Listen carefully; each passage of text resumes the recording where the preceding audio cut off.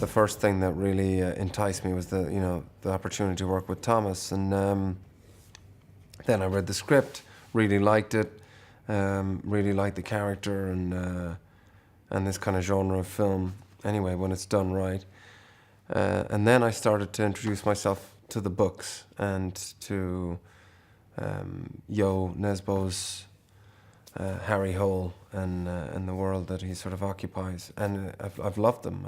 I've actually really become very fond of the character. Harry is he's somebody who's very good at his job. He's very intelligent.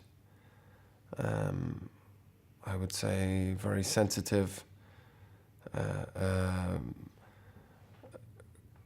Not necessarily interested in being socially accepted, even in his workplace. It's not to say that people don't like him, but he sort of is a bit of a loner and forces people to sort of work more than they might like to. Thomas is a very rare type of filmmaker, and there's not many like him out there, that's for sure. There's a handful.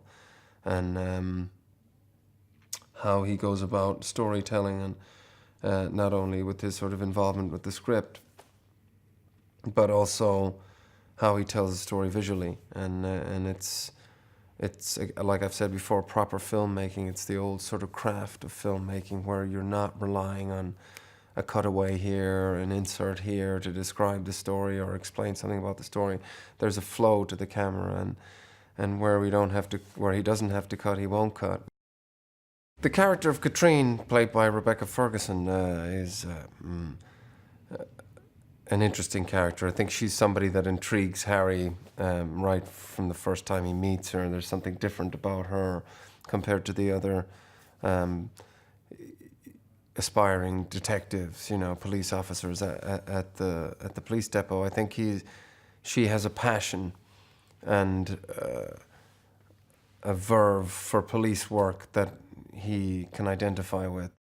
She is trying to sort of bring him in to this case. These sort of women that have some gone missing and others sort of found murdered, and she has a personal connection to that case. And she's trying to draw Harry in to help her solve it, because he has this reputation of being able to solve even the most impossible cases, as it were. It's a very sort of equal banter that they have, even though he's definitely superior in his experience and knowledge in the field. He's older and he's been doing it for longer and at a higher rank. There is a playfulness between them. She's a very strong character, and Rebecca's playing her very strong. She's kind of stubborn, slightly pig-headed, and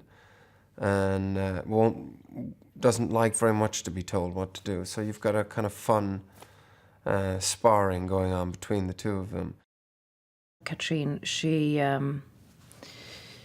comes from the city police or city hall, and then she transfers. So when we meet her, she's just arrived at this sort of police station, and she works in the missing persons department.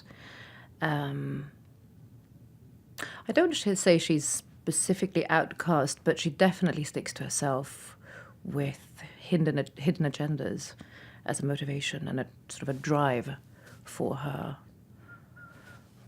work in general. He recognizes something in her from himself. There's a drive. There's actually a real will to work as a policewoman, and believes in what she's working towards. He studies her. He watches her. He doesn't intrude. He lets her make mistakes. He sort of backs away. I mean, he's incredible. He'll walk into a room and he'll clock everything, but he'll clock her at the same time clocking everything to see if I've actually caught on. She's more naive. She's not equally as experienced, and she knows he's good. He creates a character that, for me, I cannot even see anyone else doing a Harry Hole now. For me, he finds the subtlety in him. He makes him into this incredible detective with an enormous vulnerability. He balances emotions that are, as I said, it's real. It's what life is like out there. It's not simple-minded. There's so many layers, and there's so many layers to Michael's acting. And we can interpret it however we wish. He's phenomenal. He is absolutely phenomenal. This is a story about Norway and the Oslo police, and we have Bergen and Rauken and these incredible environments that are so deep and dark and grey, and then a combination of lit up snow. The veracity of elements are just there, and you can sort of smell the pine cones and feel them when you run through them. I find the environment equally as important as the characters to be able to tell this story. I'm so happy that, I don't know who pushed for it, that we are shooting here. My guy is not the sweetest, cuddliest guy in the world, perhaps. Has a very upbeat public persona.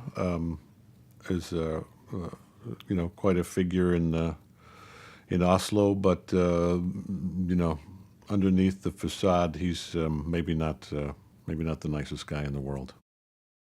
I was very intrigued to have a chance to work with Thomas, and Michael and Rebecca were already cast playing those two parts, and those are both actors that I have a lot of admiration and respect for. So I was very happy to have a chance to get involved. This film will be very involving for an audience, and be full of surprises and sort of shockingly gruesome surprises in some case, but intelligent, interesting surprises as well. And certainly it's not a movie for the faint of heart. Thanks for checking out Get to the Movies. If you like what you saw, please hit the thumbs up and subscribe button for more great content uploaded every week.